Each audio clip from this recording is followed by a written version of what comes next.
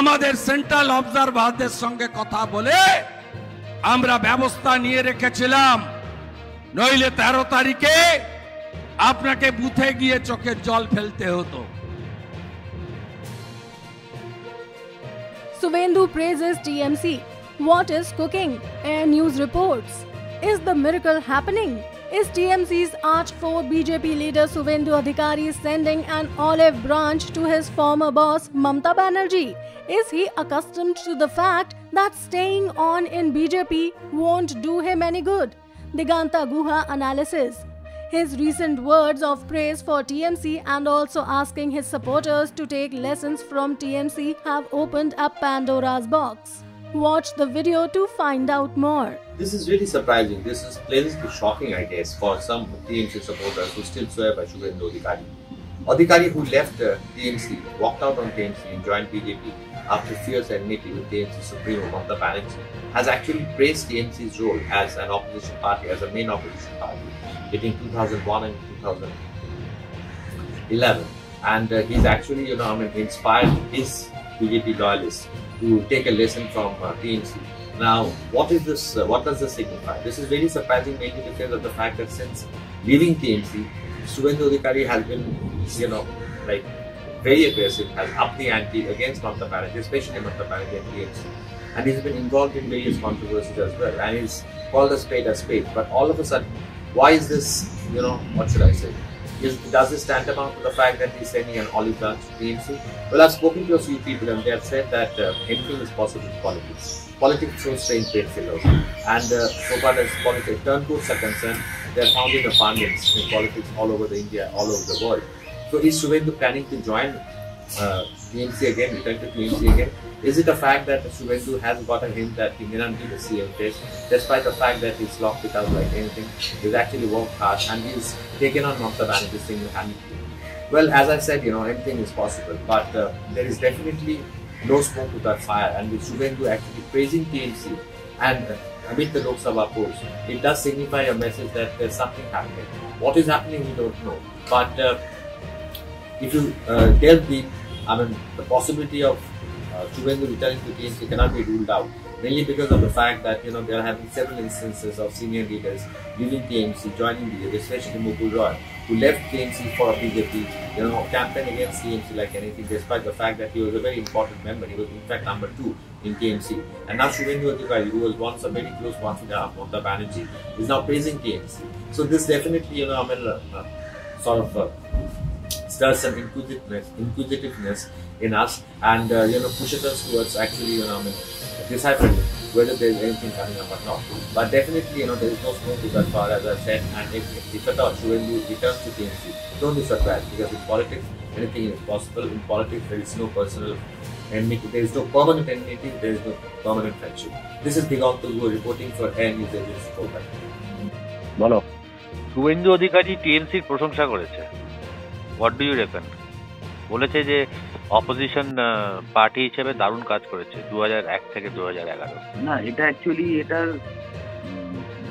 প্রেক্ষাপটটা কি সেটা জানা খুব জরুরি। প্রেক্ষাপটটা বলছে বিজেপি লোকেদের বলছে পেশেন্টলি হোল্ড করতে, পেশেন্স থাকুক, পেশেন্স থাকলে ভালো হয়। দেখো টিএমসি কে দেখো, লিডিং অপোজিশন পার্টি থেকেও কিন্তু ওরা কিন্তু পেশেন্স রেখেছে বলে আজকে ওরা পাওয়ারে আসতে পেরেছে। তাই আমরাও পাওয়ারে আসবো। যে ভদ্রলোক কোনোদিন টিএমসির প্রশংসা করেনি, সে যখন প্রশংসা করছে তখন তো there is no smoke without any fire না, সে তো সবসময় টিএমসি কে গালাগালি করে।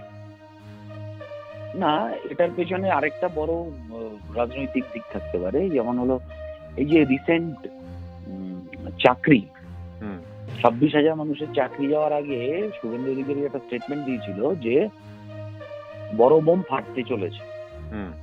তার 7 দিনের মধ্যে এই এক্সপ্লোশনটা হয়, রাইট?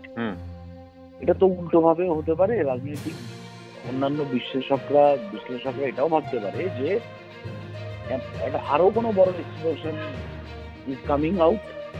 তার আগে একটা সেই ঝড় ওঠার আগে হঠাৎ করে শান্ত হয়ে যাওয়ার গল্পটাও হতে পারে। এটাও হতে পারে। তবে এখানে একটা বড় একটা খেলা রয়েছে, তাই না? একদম ডেফিনেটলি দেয়ার ইজ সামথিং। কারণ এটা আনন্যাচারাল আর কি, রাইট রাইট রাইট। হঠাৎ করে যে গালিগালাজ করছে, সে কদিন প্রশংসা আগেই ও করছে, গালিগালাজ করেছে, মানে ওর মুখ থেকে অশ্লীল ভাষা বেরিয়েছে, অ্যাবিউসিভ ল্যাঙ্গুয়েজ, এক্স্যাক্টলি অ্যাবিউসিভ ল্যাঙ্গুয়েজও বেরিয়েছে। সে দুম করে আজকে একদম 180 ডিগ্রি টার্ন নিয়ে তৃণমূলের সম্বন্ধে ভালো কথা বলছে। এটা তো ঠিক মানে গ্রহণযোগ্য না আর কি। না ঠিক ঠিক ঠিক ঠিক আছে ঠিক আছে, ভেরি গুড কোড, ঠিক আছে, থ্যাংক ইউ থ্যাংক ইউ। তোমার কি মনে হয় যে ও কি কোনো মেসেজ দিল TMC K?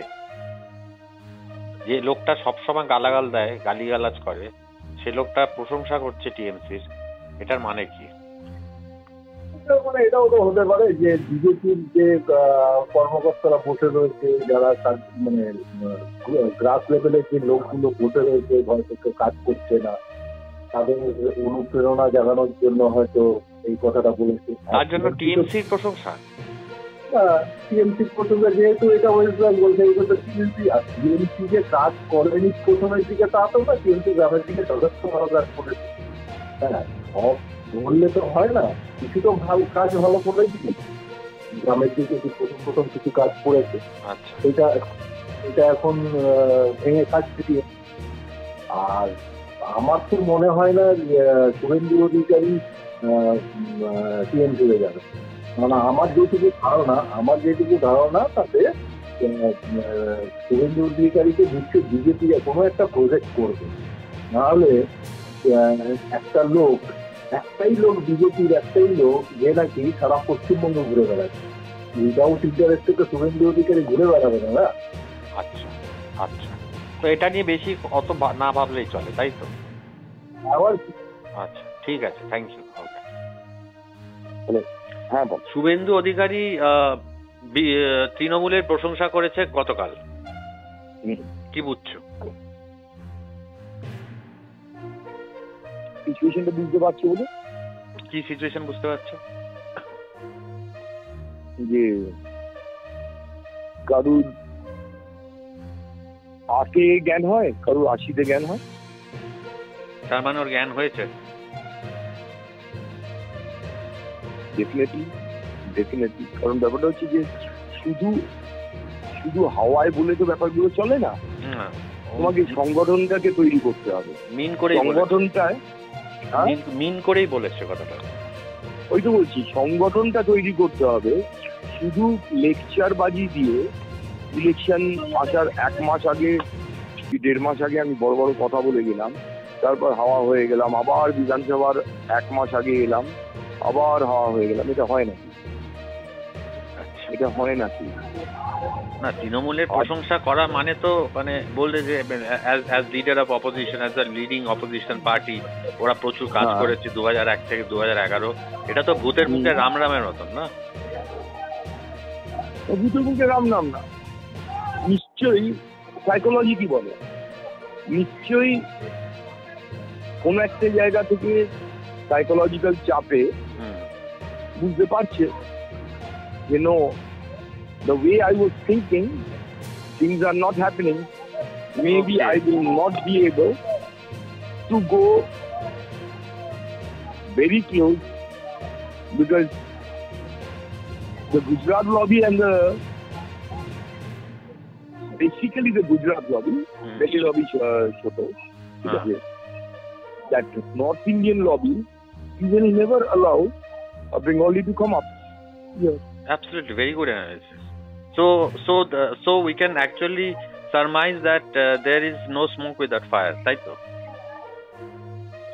See, basically, maybe this is just the first point of repenting.